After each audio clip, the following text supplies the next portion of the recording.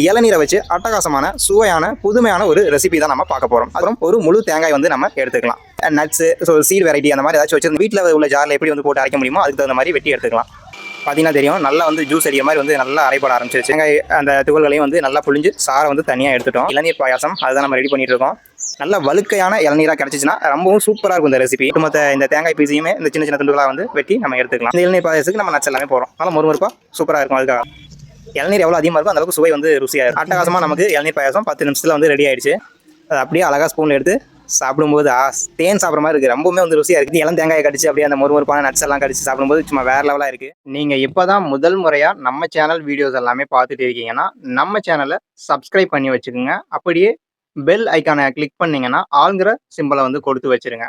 அப்போ தான் நம்ம டெய்லியும் போடக்கூடிய வீடியோஸோட நோட்டிஃபிகேஷன்லாம் உங்களுக்கு வரும். அதை கிளிக் பண்ணி நீங்கள் வீடியோஸ் எல்லாமே பார்த்துக்க முடியும். வணக்கம் மகளே, நான் உங்கள் பிரின்ஸ் ஏஎஸ்கே. இன்னைக்கு வீடியோவில் என்ன பார்க்க போகிறோம்னா இளநீரை வச்சு அட்டகாசமான சுவையான புதுமையான ஒரு ரெசிபி தான் நம்ம பார்க்க போகிறோம். அதுக்கு தேவையான பொருள் வந்து பார்த்திங்கன்னா முக்கியமாக இளநீர் வந்து தேவை.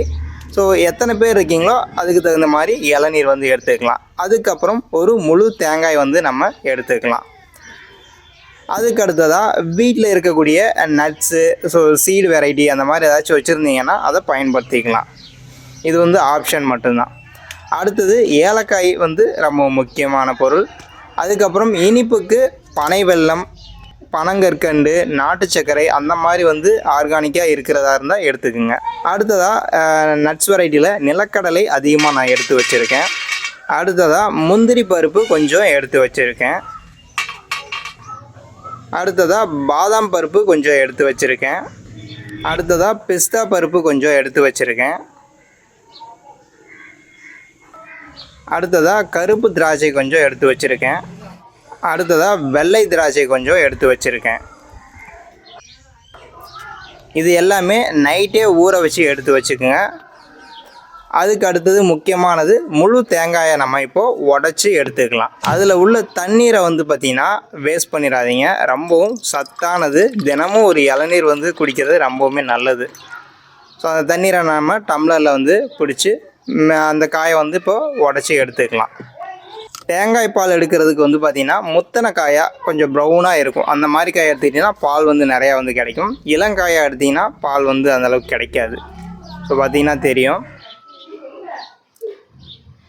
இந்த தேங்காயை வந்து நம்ம சின்ன சின்ன துண்டுகளாக வந்து நம்ம எடுத்துக்கலாம். ஸோ தேங்காய் எடுக்கிறதுக்குனே வந்து பார்த்திங்கன்னா கம்பிகள்லாம் வந்து கடைகளில் இருக்குது. இந்த மாதிரி ஈஸியாக நீங்கள் எடுத்துக்க முடியும்.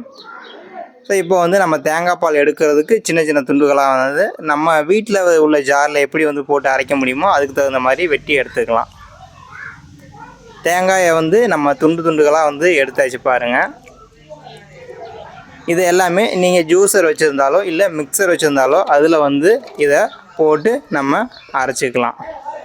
தேங்காய் பாலை வந்து முதல்ல எடுத்து வச்சிட்டோம் அப்படின்னா நமக்கு பாதி வேலை கம்ப்ளீட் ஆகிடும். அதனால தான் ஃபஸ்ட்டு நான் தேங்காய் பால் எடுக்கிறேன். இப்போ பார்த்திங்கன்னா நம்ம ஜூஸரில் போட்டு இப்போ மிக்சியில் போட்டு இப்போ இதை வந்து அரைக்க போகிறோம்.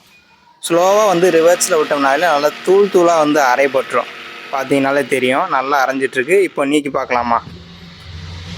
பார்த்திங்கன்னா தெரியும் நல்லா துருவலாக ஆயிடுச்சு. இதுக்கப்புறம் அரைப்படாது. இதுக்கப்புறம் நம்ம தண்ணீர் வந்து ஊற்றணும். இல்லைனா நம்ம உடச்ச தேங்காயில் உள்ள அந்த தண்ணீரையே ஊற்றி அரைக்கலாம். அந்த தண்ணீர் பார்த்தலன்னா எக்ஸ்ட்ரா நீங்கள் தண்ணீர் வீட்டில் இருந்து மோந்து ஊற்றி அதை வந்துட்டு நம்ம நல்லா பால் வர அளவுக்கு அரைச்சி எடுக்கணும். இப்போ பாருங்கள். ஸோ நம்ம அந்த தண்ணி ஊற்றியாச்சா? இப்போ அதை மூடி போட்டு நல்லா வந்து ஸ்லோவாக அரைக்கணும். ரொம்ப சிம்மில் வச்சு அரைங்க, போதுமானது.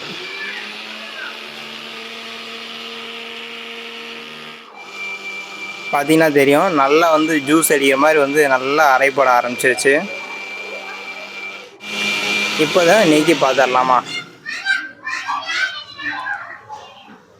நல்லா கொலன்னு வந்து கன்சிஸ்டன்சி தெரியுது பாருங்களேன். ஸோ இந்த பதம் வந்துருச்சுன்னா நமக்கு பால் வந்து ரெடி ஆயிடுச்சுன்னு அர்த்தம். ரொம்ப தண்ணி ஊற்றிக்க வேண்டாம். கொஞ்சம் திக்கான பாலாக நம்ம எடுத்துக்கிட்டால் நல்லா ருசியாக இருக்கும். அடுத்த ப்ராசஸ் வந்து பார்த்திங்கன்னா தேங்காய் பாலை வந்து நம்ம வடிகட்டி எடுக்கணும். பெரிய இரும்பு ஜல்லடை நாங்கள் வச்சுருக்கோம். ஸோ ஸ்டீலில் வந்து எல்லோரும் பயன்படுத்த ஆரம்பிங்க, அதுதான் நல்லது. பிளாஸ்டிக்கை அவாய்ட் பண்ணிடுங்க. நல்ல பெரிய ஜல்லடையாக இருக்கனால நல்லா வந்து தேங்காயை வந்து அப்படியே ஊற்றினோம் அப்படின்னா அது அப்படியே வந்து லைட்டாக வடிய ஆரம்பிக்கும். பார்க்குறீங்களா, பால்லாம் வந்து லேசாக தான் வடியும்.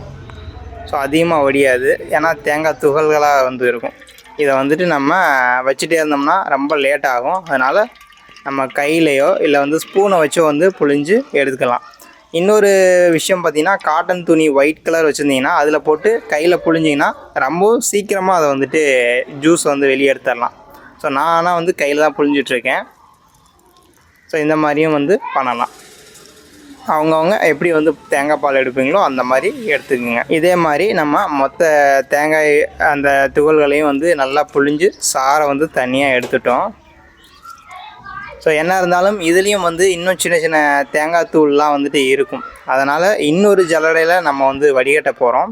ஸோ நீங்கள் வடிகட்டுறதுனா வடிகட்டலாம், இல்லை உங்களுடைய விருப்பம் தான் அது எல்லாமே. ஸோ அதை வந்து நீங்கள் பார்த்துங்க. இப்போ இந்த பாலை வந்து இன்னொரு சின்ன மைனூட்டான ஜல்லடை இருக்குது, இதில் நம்ம இப்போது பொறுமையாக வந்து வடிகட்டி எடுத்துக்கலாம். இதில் வந்து பார்த்திங்கன்னா நிறையா வந்துட்டு அந்த துகள்கள்லாம் வந்து இருக்காது, கொஞ்சமாக தான் இருக்கும். ஸோ எல்லாத்தையும் நம்ம வந்து நல்லா வடிச்சிட்டோம்னா இந்த ரெசிபி நல்லா ருசியாக இருக்கும். அதனால தான் இந்த மாதிரி நான் வடிச்சிட்ருக்கேன். ஸோ இந்த ரெசிபியோட பேர் வந்து என்னென்னு பார்த்தீங்கன்னா இளநீர் பாயாசம். அதுதான் நம்ம ரெடி பண்ணிகிட்ருக்கோம். ஸோ தேங்காய் பால் வந்து தெளிவாக சூப்பராக வந்து எடுத்துட்டோம். நமக்கு தேவையான அளவுக்கு ஏலக்காய் தூள் போட்டுக்கலாம். எதுக்காகனா நல்லா செரிமானம் நல்லா கொடுக்கும், அது மட்டும் இல்லாமல் வாசனையாகவும் இருக்கும். அடுத்து இனிப்புக்கு வந்து பார்த்திங்கன்னா நம்ம பனை வெல்லம் தான் போடுறோம். அதனால் இந்த பாலோடையே நம்ம நல்லா கலந்து விட்டுடலாம். இப்போவே வந்து போட்டாச்சு பாருங்களா, ஒரு 10 நிமிஷம் அது ஊறுச்சுனாவே கொஞ்சம் கொஞ்சமாக அது இலகி நல்லா உருக ஆரம்பிச்சிடும். இப்போ பார்த்திங்கன்னா நம்ம நல்லா ஸ்பூனை வச்சு கலக்கிட்டுருக்கோம். நல்லா கலக்கணும் அப்படின்னா கொஞ்சம் சீக்கிரமாக வந்து கரைஞ்சிரும், அதுக்காக தான். ஓகே, அதை நம்ம ஓரமாக வச்சுட்டு நெக்ஸ்ட்டு ப்ராசஸ் வந்து பார்த்திங்கன்னா இளநீர். இதை ரெடி பண்ணலாம். மேலே உள்ள ஓட்டை வந்து நம்ம உடச்சி அதில் உள்ள தண்ணீரை வந்து நம்ம தனியாக எடுக்கணும். இப்போ அதுக்கான வேலையை வந்து நான் செஞ்சுக்கிட்டு இருக்கேன். அழகாக மேலே தட்டினோம்னாலே வந்துட்டு அந்த ஓடு தானாக அப்படியே துண்டாக விழுந்துரும் பாருங்கள். நல்ல வழுக்கையான இளநீராக கிடச்சிச்சின்னா ரொம்பவும் சூப்பராக இருக்கும் இந்த ரெசிபி. நம்ம இளநீர் வந்து எப்படி இருக்குங்கிறத உடச்சி பார்த்தா தான் தெரியும். நம்மளது கொஞ்சம் தேங்காய் தான் இருக்க மாட்ட தெரியுது. இருந்தாலும் ரெசிபி நல்லா தான் இருக்கும். வழுக்கை இளநீராக இருந்தால் ரொம்ப அட்டகாசமாக இருக்கும், அதுக்காக நான் சொன்னேன். இப்போ இந்த இளநீர் தண்ணீரை வந்து தனியாக ஒரு டம்ளரில் நம்ம பிடிச்சி வச்சுக்கலாம். ஸோ இந்த மாதிரி பண்ணது இல்லைன்னா கீழே ஊற்றிடாதீங்க, பார்த்து கொஞ்சம் பொறுமையாக வந்து தண்ணீரை எடுத்து வைங்க. ஸோ தேங்காய் பால் அதுக்கப்புறம் இளநீர் ரெண்டுமே ஈக்குவல் அமௌண்ட்டாக இருந்தால் ரொம்பவும் சிறப்பு. ஸோ நான் 2 இளநீர் வச்சுருக்கேன் இல்லையா, இன்னொன்று உடச்சதில் ஊற்றினா வலிஞ்சிரும்னு சொல்லி தான் நான் அதை வைக்காமல் இருக்கேன். இப்போது அந்த மீதி உள்ள தேங்காயை உடச்சி அதில் உள்ள வழுக்கையை வந்து நம்ம எடுத்துக்கலாம். நம்மளது வழுக்கையாக என்னங்கிறத ஓப்பன் பண்ணால் தான் தெரியும். இது வந்து கொஞ்சம் இளம் தேங்காயாக தான் இருக்குது. ஸோ இதை வந்து நம்ம ஸ்பூன்லேயோ இல்லை அந்த தேங்காய் எடுக்கிற கரண்டியில் எப்படி வேணால் எடுக்கலாம். ஸோ நிறைய பேர் வந்து அவங்கவுங்க மெத்தட் யூஸ் பண்ணுவீங்க. அதுபோல் நம்ம இந்த தேங்காயை நம்ம வெளியே எடுத்துக்கலாம்.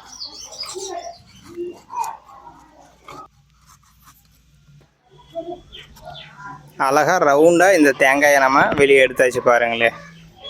ஸோ அவ்வளோதான், இந்த மாதிரி எல்லா தேங்காயும் வந்து நம்ம வெளியே எடுத்துக்கலாம். ஸோ நாக்கு எச்சி ஊறும். இந்த மாதிரி வந்து இளநீர்லாம் வந்து டெய்லியும் சாப்பிட்லான்னு தோணும். ஆனால் பயங்கரமான ரேட்டு வந்து இளநீர்லாம் சொல்கிறாங்க. அந்த இளங்காய்க்கு பின்னாடி உள்ள அந்த தோல் இருக்கும் பாருங்களே, அது வந்து கொஞ்சம் தொகுப்பாக இருக்கும். அதை வந்து கொஞ்சம் க்ளீன் பண்ணி எடுத்துடலாம். அது எடுக்கணுங்கிறது அவசியம் இல்லை, ஒரு சிலருக்கு பிடிக்காது, அதனால் அதை நீக்கிடலாம். அடுத்ததாக இதை சின்ன சின்ன துண்டுகளாக வந்து நறுக்கி எடுத்துக்கணும். ரொம்பவும் பொடி பொடியாக நறுக்குனா ரொம்பவும் வந்து நல்லா இருக்கும். வழுக்கையாக இருந்தால் நம்ம கட் பண்ணவே தேவையில்லை, சும்மா 4-5 கட் பண்ணோம்னால அது அப்படியே நல்லா ஊன் மாதிரி இருக்கும். பட் இது கொஞ்சம் காயாக இருக்கனால அது அப்படியே பீஸாக வந்து வருது, ஸ்லைஸாக வருது பாருங்களேன். ஸோ ஒட்டுமொத்த இந்த தேங்காய் பீஸையுமே இந்த சின்ன சின்ன துண்டுகளாக வந்து வெட்டி நம்ம எடுத்துக்கலாம். ஸோ பார்த்தீங்கன்னா தெரியும், இந்த முன்பக்கம் உள்ளது மட்டும் எவ்வளோ ஒரு ஊனாக இருக்குது பாருங்களேன். இந்த மாதிரியே மொத்த காய் இருந்தால் நல்லாயிருக்கும். இந்த மாதிரி தான் நான் கேட்டது. பட் நமக்கு கிடச்சது இந்த மாதிரி கிடச்சிச்சு, பரவாயில்ல. இதுலேயும் வந்து நம்ம இந்த ரெசிபியை செய்யலாம். நம்ம எல்லாத்தையுமே கட் பண்ணி இப்போது சூப்பராக எடுத்துக்கிட்டோம் பாருங்களேன். இது எல்லாத்தையும் இப்போது ஒரு கிண்ணியில் வந்து எடுத்துக்கலாம். பவுல் இருந்தாலும் பவுல் எடுத்துக்குங்க. எல்லா தேங்காய் பீஸையும் நம்ம அதில் போட்டுடலாம். இப்போ நம்ம வந்து சியா சீட்ஸ் வந்து ஊற வச்சுருந்தோம். உங்கள்கிட்ட இருந்தால் பயன்படுத்தலாம், இல்லாட்டி இது வந்து ஆப்ஷனல் மட்டும்தான். இதுவும் நைட்டே ஊற வச்சது தான். பார்த்திங்கன்னா தெரியும், ஜெல்லி மாதிரி ஆகிடுச்சு. இதை நல்லா வந்து கலக்கி விட்டு இதில் வந்து இப்போ ஊற்றிக்கலாம். அடுத்து நம்ம ஊற வச்ச நட்ஸை எல்லாத்தையுமே வந்து சின்ன சின்ன துண்டுகளாக வந்து கட் பண்ணி எடுத்துக்கலாம். ஸோ பாதாம், பிஸ்தா, திராட்சை, கடலப்பருப்பு, ஸோ இந்த எல்லாமே வந்து முடிஞ்ச அளவுக்கு சின்ன சின்னதாக வெட்டி எடுத்துக்கலாம். ஸோ கிறிஸ்பியாக இருக்கும். நம்ம அந்த பாயாசம் குடிக்கும்போது முந்திரி பருப்பு, திராட்சை மட்டும் போடுவோம் இல்லையா சாதாரணமாக. இந்த இளநீர் பாயாசத்துக்கு நம்ம நட்ஸ் எல்லாமே போடுறோம். நல்லா மொறுமொறுப்பாக சூப்பராக இருக்கும். அதுக்காக தான். அடுத்து நம்ம அந்த தேங்காய் பால் வந்து பார்த்திங்கன்னா ப்ரௌன் கலரில் மாறிடுச்சு பாருங்களேன். ஏன்னா வெள்ளத்தோடைய கலர் தான். ஸோ இப்போ நம்ம டம்ளரில் ஊற்றி பார்த்துருவோம். ஏன்னா இளநீர் ஆல்ரெடி இருந்தோமோ ஒரு டம்ளர் வந்து ரெடி பண்ணியாச்சு. தேங்காய் பாலும் ஒரு டம்ளர் ரெடி ஆயிடுச்சுன்னா ஓகே தான். ரெண்டும் சம அளவு நம்ம எடுத்துக்கலாம். இல்லை இளநீர் 2 கப் கிடைக்குது, ஒரு கப்பு வந்து நம்ம தேங்காய் பால் எடுத்துக்கிறனால எடுத்துக்கலாம். இளநீர் எவ்வளோ அதிகமாக இருக்கோ அந்தளவுக்கு சுவை வந்து ருசியாக இருக்கும். இப்போது இந்த ரெண்டையுமே வந்து அந்த தேங்காயோட மிக்ஸ் பண்ணி விடலாம். ஃபஸ்ட்டு வந்து பார்த்திங்கன்னா இளநீர் எடுத்து அதில் ஊற்றிக்கலாம். அடுத்ததாக தேங்காய் பாலையும் இப்போது எடுத்து அதில் ஊற்றிக்கலாம்.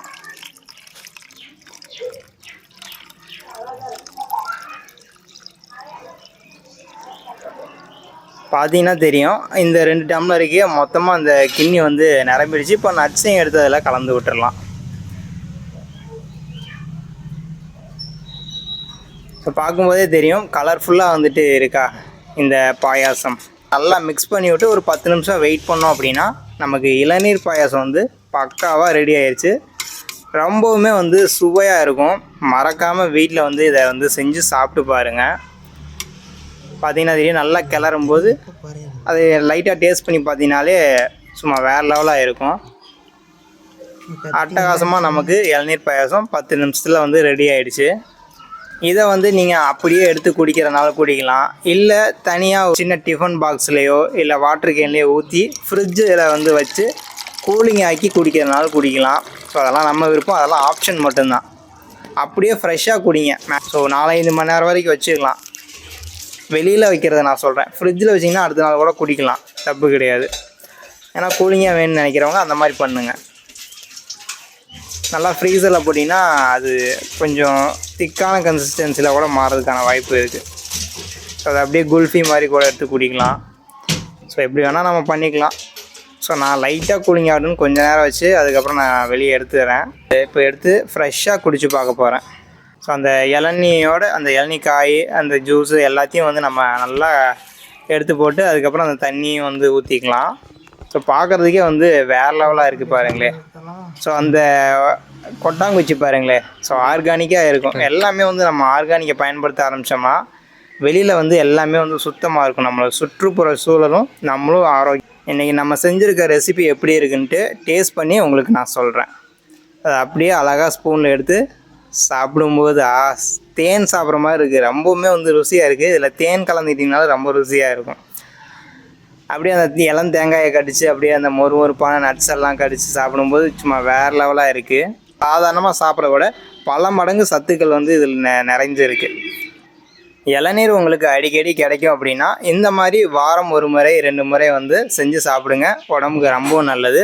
இந்த வீடியோ உங்களுக்கு பிடிச்சிருந்துச்சுன்னா லைக் பண்ணுங்கள், உங்கள் ஃப்ரெண்ட்ஸுக்கும் ஷேர் பண்ணுங்கள். நம்ம சேனலை சப்ஸ்கிரைப் பண்ணிவிட்டு பெல் ஐக்கானை கிளிக் பண்ணி ஆளுங்கிற சிம்பிளை கொடுத்து வச்சுருங்க.